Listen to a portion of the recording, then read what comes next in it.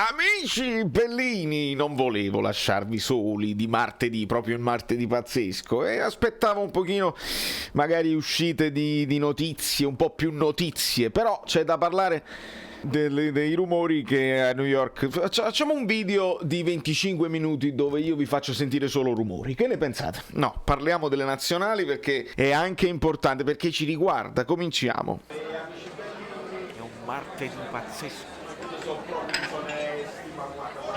Rumori incredibili, rumori. Allora, amici bellini, benvenuto Alessio Zoino, metto l'accento dove capita ovviamente perché che ne so, benvenuti a tutti i nuovi iscritti. Ieri abbiamo fatto anche questo short, magari lo short non arriva perché io forse non mando la notifica, ma ieri è stato un macello di notifiche perché Facebook è morto, WhatsApp non respirava, Instagram agonizzava e quindi a un certo punto anche Telegram si è sentito assediato da tutte le persone che insomma non ce la facevano più. Siamo ritornati alla normalità, tutto a posto, ma questo vi fa capire che è importante iscrivervi al canale Telegram perché non si può mai sapere. Possono venire meno tutte le cose e come ci ritroviamo più è importante, è veramente importante. Quindi lasciate un like per Santa Maria Faustina Kowalska, vergine, onomastico del nome Faustina, oggi Santa Faustina. Perché facciamo anche gli onomastici, qual è il problema? Domani San Bruno. Nazionali, allora con un Ambrabam. Vediamo se mo faccio un macello, perché sicuramente faccio un macello di Amrabat così. Ecco qua, ho sapevo. No, perché questo discorso va approfondito, quello dell'Italia. Ovviamente ci interessano i giocatori del Napoli che vanno in nazionale. Perché? Perché abbiamo paura che ci tornano infortunati. C'è una cosa già che non mi risulta, che non può risultarmi. Perché Bobotka, che non riesce nemmeno ad andare in banchina, infortunatissimo, viene chiamato dalla Slovacchia? Mi dovete spiegare, ce lo devono spiegare. La stessa cosa avvenne con Zielinski,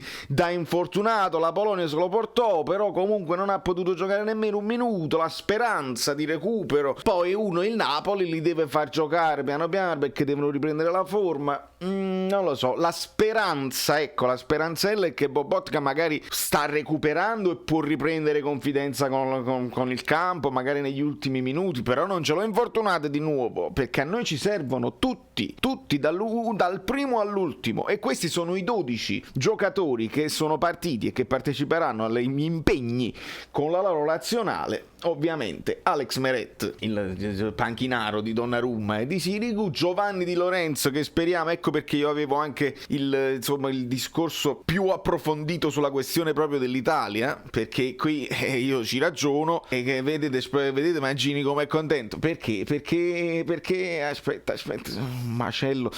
Perché magari Calabria. E anche perché Mancini, se proprio devi usare Di Lorenzo, lo puoi usare a sinistra, ma c'è Emerson Palmieri, e poi viene anche, dico a sinistra per fargli imparare un pochino anche il mestiere, visto che ogni tanto lo deve fare da noi, ma io mi aspetto un Calabria magari titolare, speriamo, così. C'è Emerson Palmieri dall'altra parte, ma Mancini ha anche convocato Di Marco, che viene considerato tra i centrocampisti, che aveva al posto di Pessina, ma Di Marco è un gran terzino, quindi si fa tutta la fascia proprio alla grande. Anzi, secondo me Di Marco è perfetto, è meglio ancora di Emerson Palmieri per come vuole giocare Mancini, con i tre un po' più bloccati e quello di sinistra che va avanti.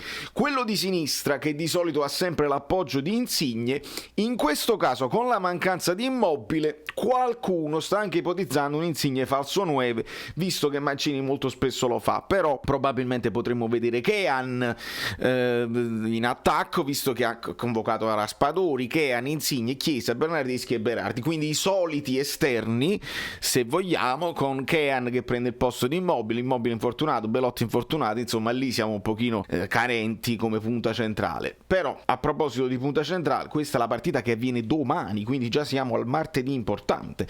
Osimhen, e però il bello di questa pausa è che, come vedete anche dalle altre partite, per esempio Osimhen deve giocare il 7 ottobre e poi il 10, poi torna in fretta. Lozano che deve volare in Messico 11 ottobre, poi torna. Tu Lozano, che mi pare che è quello che torna più tardi. Vabbè, ci sono Zielinski dalla Polonia il 12 ottobre e Ramani dal Kosovo, ovviamente dal Messico è un poco più complicato, però 12 ottobre, poi abbiamo 5 giorni di recupero per la partita poi del Torino, che c'è il il 17, quindi non è proprio una cosa gravissima questa volta, questa cosa delle nazionali, sempre che non avvengano infortuni e problematiche. Osimhen si deve fare queste 2 partite contro la Repubblica del Centro Africa, Lozano contro il Canada e contro l'Honduras. Lozano fa bene a tornare in nazionale, anche perché l'ultima l'aveva saltata, l'ultimo impegno con la nazionale, i messicani vanno in ansia. Elmas è un giocatore da Napoli, ma poi che bello questi discorsi che poi si è sentita alla radio di Paolo Del Genio. Era Paolo Del Genio proprio per filo e per segno. Ma che significa essere un giocatore da Napoli? I discorsi che abbiamo fatto noi durante le live. E poi a un certo punto esce il discorso sui rigoristi. Ma lo sapete chi era il migliore rigorista? Ferrario, il difensore che non aveva questi piedi eccezionali. I discorsi che abbiamo fatto, forse questo discorso di Ferrario l'ho fatto in privato con Guido Gentile, non ricordo, ma voi no, se seguite magari ne sapete di più. Anghissà, tra gli altri, insomma, anche lui deve farsi queste 2 partite col Camerun, Koulibaly ovviamente col Senegal, Bobot che resta questa cosa così, Ospina di mattina con l'Uruguay e con il Brasile, a schiena che ci fa male Ospina, Rachmani che adesso è diventato importantissimo per noi, anche perché è titolare quasi inamovibile in questo momento, è uno di quelli che torna più tardi. Allora, signori miei, nel frattempo è importante anche che ritorniamo al discorso così, perché noi l'Italia domani iscrivetevi al canale. Ecco qua. Che state aspettando? Siete completamente pazzi? Sì. Aspetta, non lo so se sta parlando, Sì. perché se sta parlando A lei diventa... è arrivata finalmente. Qua. Cerco di... lo muto perché magari se sta parlando poi non lo so se ci sono dei rumori. Mi sentite i rumori? Non mi faccio distrarre. Messico 86, l'amico Tore Falanga ha ricevuto la maglietta, a una alla volta la state ricevendo, se la volete prendere veramente mi fate un piacere di pazzi, perché fate girare la questione della canzone, che io tra l'altro devo trovare come farla girare sulle varie playlist. Guardate quanto è bello, spettacolo. A Londra poi, proprio lui, proprio a Londra la va a indossare, gli inglesi lo odieranno, è una cosa spettacolare.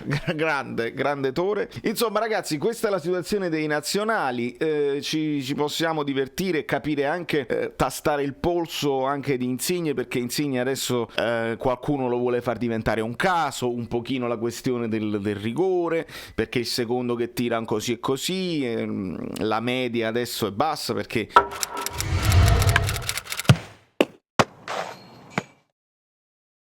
il 50% siamo di realizzazioni, e anche se ci aggiungi quello là che è stato quasi parato da Cragno, insomma si crea il problema. Poi ci aggiungi la sostituzione, che è l'ennesima sostituzione, vediamo. Nel frattempo, se voi andate a vedere le storie di Insigne mi sembra serenissimo, non mi sembra assolutamente nervoso, assolutamente, anzi se la gode. Lui quando va in nazionale è molto molto felice, posta a terremoto, storico con il naso lungo, lui è messo Balmini. Vabbè, insomma, vediamo come sta anche in campo e vediamo se Mancini deciderà di utilizzarlo anche in un'altra posizione, perché insomma quelli là poi più tecnici devono giocare, perché alla fine il campo, lo dice Spalletti, il campo deve far parlare i giocatori forti, altrimenti gli allenatori si possono inventare quello che vogliono loro, ma non succederà niente. Per quanto riguarda la questione degli insulti razzisti, facciamo una chiosa che è solamente momentanea sulla questione di Koulibaly, perché ho visto altre insomma manifestazioni di solidarietà, l'Inter che è sempre molto attenta, devo dire, per queste cose, almeno la società, non so i tifosi, perché se ce lo ricordiamo San Siro come si comportò con Koulibaly, ma la società è molto attenta. La solidarietà, Chiellini ha detto: mi sono vergognato da italiano e da napoletano oh cazzo, da toscano, e quindi e poi c'è stata la multa di 10.000 per lo stadio Artemio Franchi per i cori di matrice territoriale, perché poi c'è stata solamente quella cosa di Koulibaly proprio di razzismo verso il nero, ma pure anche quelli là classici di cui ormai se ne parla ogni domenica anche negli stadi dove non gioca il Napoli, quindi figuriamoci là, i 10.000 arrivano fissi nelle casse della Lega, poi non lo so dove vanno destinati questi soldi, però quei 10.000 arrivano sempre, state tranquilli. Poi è stato multato anche il Napoli di 5.000 per aver ritardato l'inizio della partita, insieme anche alla Fiorentina, anche loro hanno ritardato, quindi queste multe che fanno soldi così però poi i provvedimenti, quelli là veri, quelli là proprio prendilo, perché pare che lo abbiano individuato, qualcuno parlava, questo ragazzo di 25 anni, vogliamo vedere i fatti adesso, dobbiamo vedere i fatti perché non se ne può più. E il Napoli conferma, arrivano queste notizie, parrebbe che si voglia confermare un atteggiamento definitivo e duro nei confronti. Nel momento in cui succede di nuovo, il Napoli si ferma e non gioca più, ritorna negli spogliatoi, invita la squadra avversaria a fare lo stesso, ovviamente polemiche eccetera eccetera. Questo sarebbe il modo per non vincere. Siamo sicuri che lo scudetto non lo vinciamo se cominciamo a fare così e arrivano i 3-0 a tavolino e ci fermiamo simbolicamente per rappresentare questa cosa. L'idea di inginocchiarsi da subito come si fa negli altri sport secondo me non è cattiva, e cominciamo anche a non ignorare la cosa, perché a furia di ignorarla, avete visto, si è risolto? No, è aumentata.